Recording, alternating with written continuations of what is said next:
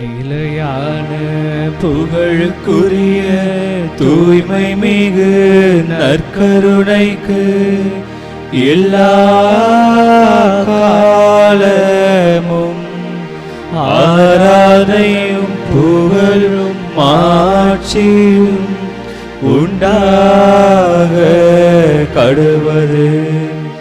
நிலையான புகழுக்குரிய தூய்மை மிகு நற்கருணைக்கு எல்லா காலமும் ஆராதனையும் புகழும் மாட்சியும் உண்டாக கடவது.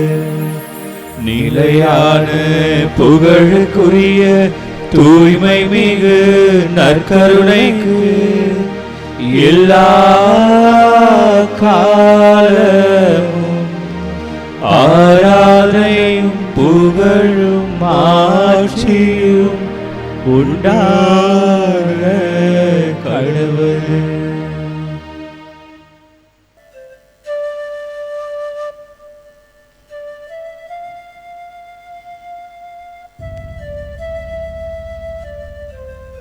அப்பின் நான் அவருடைய ஆடையை தொட்டாலே போதும் நலம் பெறுவேன் என தமக்குள் சொல்லிக் கொண்டார். இயேசு அவரை திரும்பி பார்த்து, மகளே, துணிவோடு இரு, உனது நம்பிக்கை உன்னை குணமாக்கிற்று என்றார். அந்நேரத்திலிருந்தே அப்பெண் நலமடைந்திருந்தான். ஆண்டவரிடத்தில் நம்மை ஒப்பு கொடுத்தவர்களாய் ஜெபிப்போம். நற்கருணையில் எழுந்தருளி இருக்கும் அன்பான ஆண்டவரே, உமது இரக்கம் மிக பெரிது, உமது கருணை மிக உயர்ந்தது. இதோ இந்த ஜெபத்தில் பங்கு பெறுகின்ற ஒவ்வொரு சகோதரனையும் சகோதரியையும் ஆசீர்வதியும். இந்த நற்கருணையின் ஆசீர்வாதத்தில் பங்கு பெறுகிற பாக்கியம் பெற்றவர்களாக இருக்கிற ஒவ்வொருவரின் மீதும் ஆண்டவரே உமது அருளை நிறைவாக பொழிந்தருளும். நீர் உண்மையுள்ள தெய்வம், உயிருள்ள இறைவன், வாழ்வு கொடுக்கிற இறைவன் என்பதை நாங்கள் முழுமையாக நம்பி விசுவசிக்கிறோம் ஐயா. இதோ இந்த ஒரு பெண் 12 ஆண்டுகளாய் இரத்தப்போக்கினால் வருந்தினாரே, எந்த விதமான மருத்துவ உதவியும் பலனளிக்காத போது மேலும் மேலும் அவருடைய உடல் நலிவுற்று ஒரு துன்பகரமான வாழ்க்கையாய் அவருடைய வாழ்க்கை மாறிப்போயிருந்தது. இயேசு தெய்வமே, அதுபோல பல ஆண்டுகளாக கஷ்டத்தில் இருக்கின்ற என் சகோதரன் உண்டு, துன்பப்பட்டு கொண்டிருக்கிற என் சகோதரி உண்டு, வேதனையில் ஒவ்வொரு நாளும் படுத்த படுக்கையாக கிடக்கிற இளைஞர்கள் இளம் பெண்கள் உண்டு.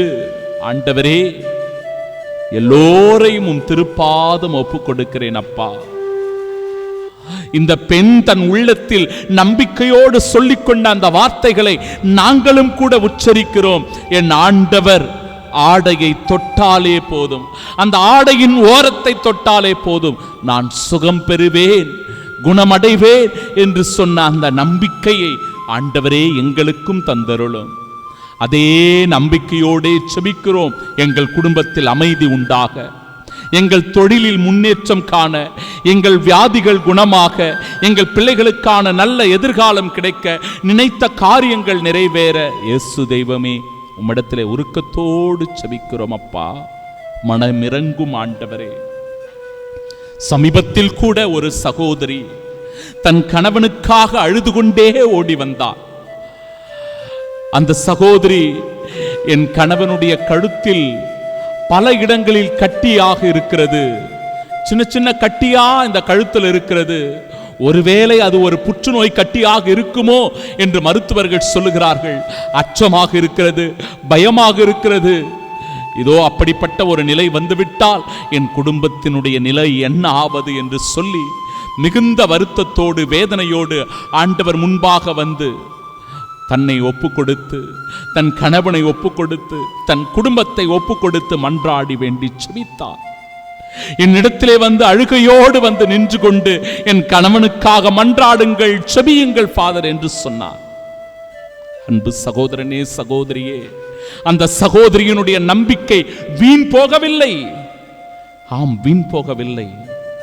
அந்த நம்பிக்கையினால் அந்த கணவனுக்கு எந்த விதமான பிரச்சனையும் இன்றி அது ஒரு நீர்க்கட்டியாக, நீர்க்குமிழாக இருந்து எளிய மருந்துகளின் வழியாகவே அதெல்லாம் சரி செய்யப்பட்டு அவர் இன்றைக்கு நலமோடு இருக்கிறார். அந்த மகளும் கிறிஸ்துவினுடைய ஒரு சாட்சியாக வாழ்ந்து கொண்டிருக்கிறார். சகோதரனே, சகோதரியே, உன் வாழ்க்கையும் கூட அப்படிப்பட்ட விசுவாசத்தினால், நம்பிக்கையினால் நிறைந்திருக்கும் போது நீ அடியெடுத்து வைக்கும் இந்த நாள் உனக்கு ஒரு வெற்றியின் நாள், நம்பிக்கையின் நாள், ஆசீர்வாதத்தின் நாள், குணம் பெறுகிற நாள், சுகமடையும் நாள். எல்லாம் வல்ல இறைவன் நம் ஆண்டவர் இயேசு கிறிஸ்து, தந்தை, மகன், தூய ஆவி மூவர் இறைவனின் திருப்பெயரால் உன்னை ஆசீர்வதித்து குணப்படுத்துவாராக. ஆமென்.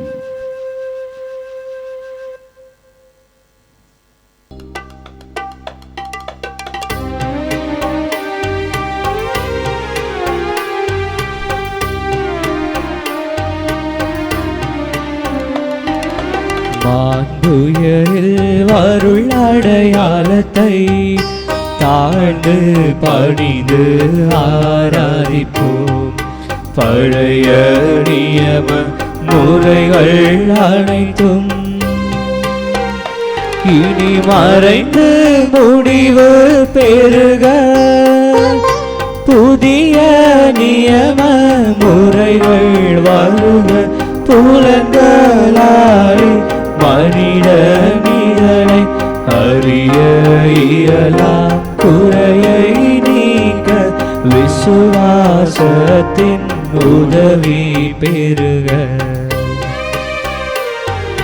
தந்தை அவர்க்கும் மகன் இவர்க்கும் புகழ்ச்சியோடு வெற்றியாக்கும்.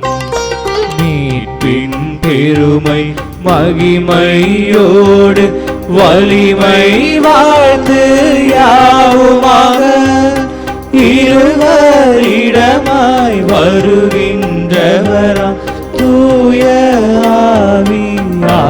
ஆவியானவர்க்கும் அளவில்லாத சம புகழ்ச்சி என்றுமே உண்டாகுக.